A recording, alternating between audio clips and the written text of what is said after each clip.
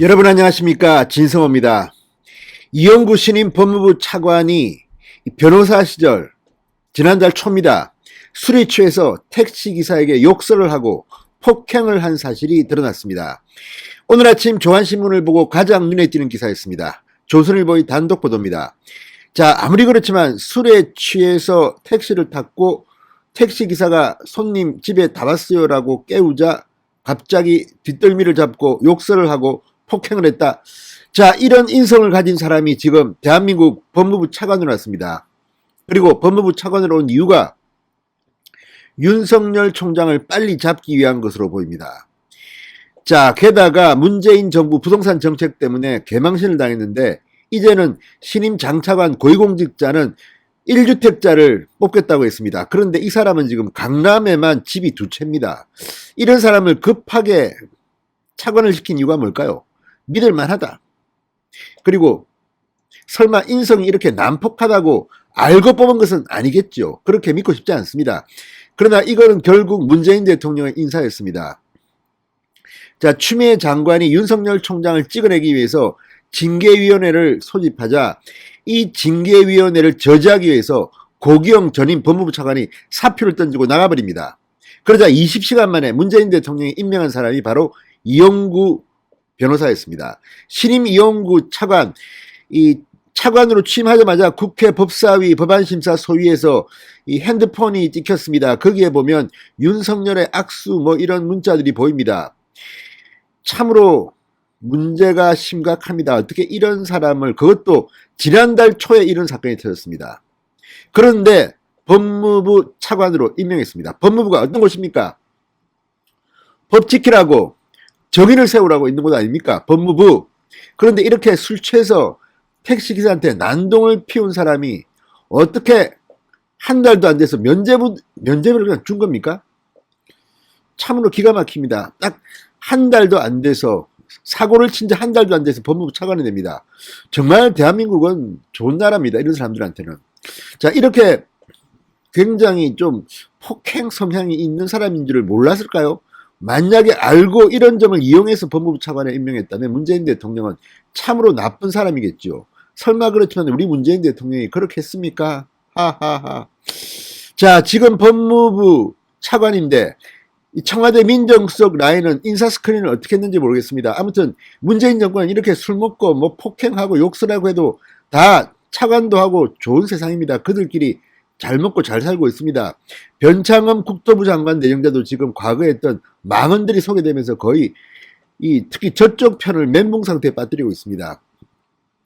무슨 비현규직 노동자의 삶이 어떻고 떠들던 사람들이 그 사람에 대해서 쟤만 신경 좀 썼으면 뭐 정말 말 같지도 않은 말을 한 사람을 지금 국토부 장관에 내정했습니다. 문재인 대통령이 원래 이런 사람인지 몰랐습니다. 이렇게 무책임합니까?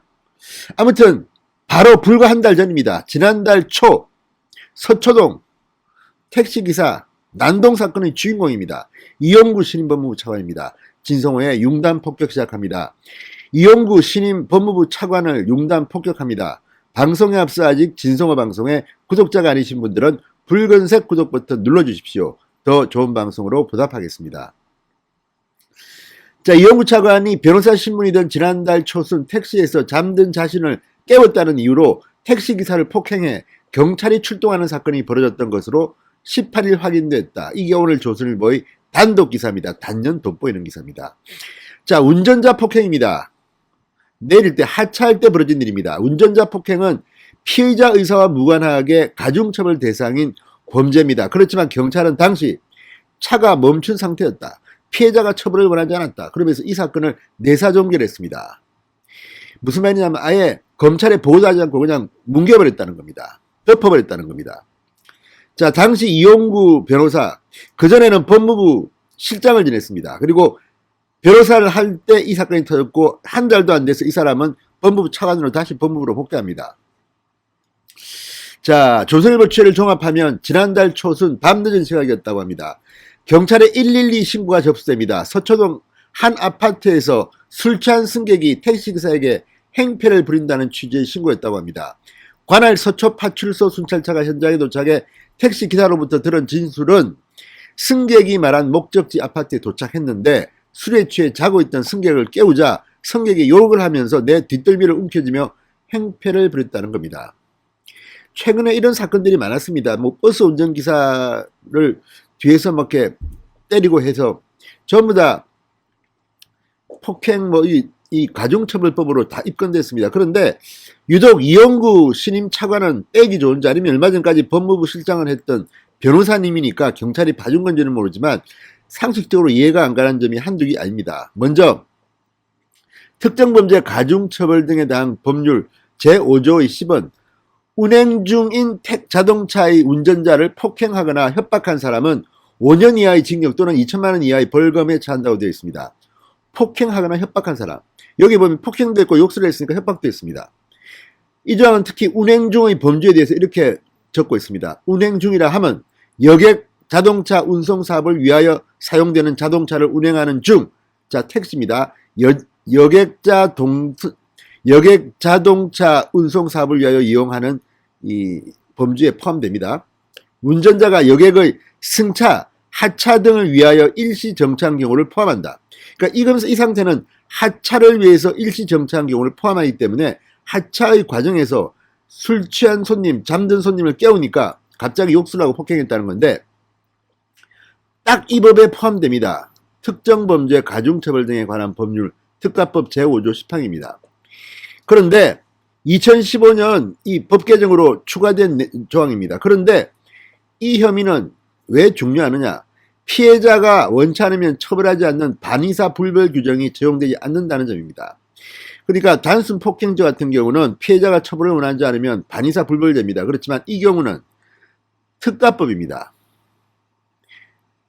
피해 운전기사가 처벌을 원하지 않아도 처벌을 할 수 있습니다. 딱 걸렸습니다. 그런데 이 사건은 수사를 위해서 관할 서초경찰서 형사 4팀으로 인계됐다고 합니다. 서초경찰서까지 인계됐습니다. 그런데 이튿날 택시기사는 처벌 불원서를 제출했습니다. 무슨 이유인지는 모르겠습니다. 일반적으로 택시기사가 이렇게 당했으면 합의를 보자고 뭐 돈을 줄 수도 있고 협박을 할 수도 있고 또 누구를 내세울 수도 있는데 이용구 변호사는 아시다시피 백이 웬만치 않은 엄청난 사람 아닙니까? 이 문재인 정권에서. 그러니까 법무부 차관까지 이렇게 왔죠. 자, 그러니까 이유를 모르겠으나 이튿날 택시기사가 처벌 불원서를 제출했습니다. 물론 사실이 확인된 것은 아니지만 협박이 있을 수도 있고 돈을 줬을 수도 있고 합의 과정이 일반적으로 그렇다는 이야기입니다. 대개 합의 과정은 돈을 줍니다.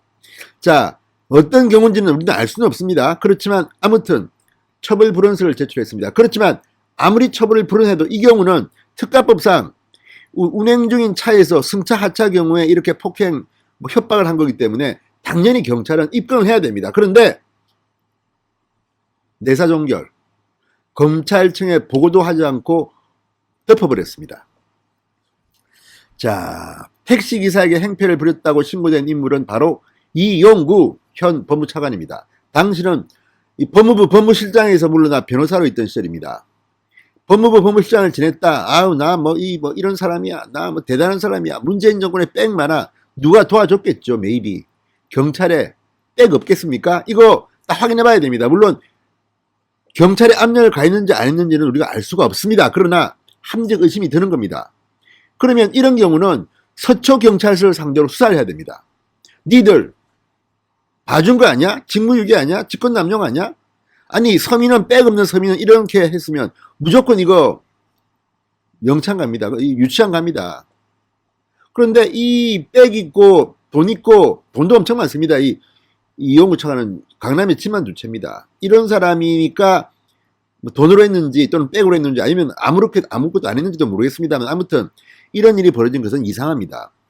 도대체 문재인 대통령은 정의를 세우겠다, 뭐 공정한 사회를 이야기하면서 이런 일을 벌인 자를 법무부 차관에 임명합니까? 기가 막힌 노릇입니다. 자, 경찰 서초경찰서 이거 빨리 수사해야 됩니다. 서초경찰서 측은 택시기사가 목적지에 도착해 술이 취한 승객을 깨우다 일어난 일이다. 따라서 판례에 따라 단순 폭행 사건으로 판단했다. 단순 폭행은 반의사 불벌죄다. 이게 말이 됩니까? 하차 과정에서 있던 일입니다. 깨울 때 일어난 욕설 폭행 사건입니다. 이게 말이라고 하는 건지 서초서 이거 한번 감찰해야 될 것 같습니다. 정말 지금 경찰 권력을 줬으면 묵묵히라는 수없이 많은 경찰들을 부끄러워서라도 이렇게 하면 안 됩니다. 이게 무슨 권력 잡은 사람은 이렇게 술 먹고 행패를 부리고 택시기사한테 욕설을 하고 폭행을 해도 다 그냥 봐줍니까? 이게 말이 됩니까? 운행 중인 자동차인데, 하차 과정인데. 자, 조선일보는 이렇게 말했습니다.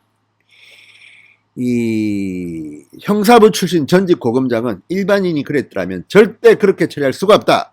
법이 개정돼 승하차를 위해 정차한 상태에서 벌어진 사건도 특가법 적용 대상이다. 분명히 규정되어 있는데도 경찰이 입건조차 하지 않고 내사종결을 처리한 것은 사건을 그냥 덮은 것이다. 자, 이용구 차관 반론을 듣기 위해서 전화를 걸고 문자 메시지를 남겼으나 조선일보에 취재에 응하지 않았다고 합니다. 자, 어쨌든 택시가 운행 중이었느냐 아니었느냐 이게 문제인데, 어쨌든 2015년에 이 규정이 새로 바뀌었다는 거 아닙니까? 왜? 이런 일이 많으니까 그렇게 했죠. 2015년 법 개정으로 자, 이렇게 바뀌었다는 겁니다. 여객 자동차 운송 사업을 위하여 사용되는 자동차를 운행하는 중 운전자가 여객의 승차, 하차 등을 위하여 일시 정차한 경우를 포함한다. 이건 하차를 위해서 일시 정차한 경우입니다. 자, 이런데도 경찰은 이렇게 이용구 차관을 봐줬다는 의혹에 입사했습니다. 추미애 장관 뚜껑 열리겠습니다. 또 이런 일이 터졌습니다. 그리고 문재인 대통령은 정말 인사를 뭘 그따위로 하는 겁니까? 도대체 문재인의 인사 참모들, 인사 스크린이나 민정수석직은 다 진짜 전부 다 이렇게 벌을 줄 수 있는 방법이 없나 모르겠습니다. 이따위로 하니까 문재인 인사가 개판이라는 겁니다. 그러니까 나라 꼴이 이 모양인 겁니다. 진성호의 융단 폭격이었습니다. 여러분 감사합니다.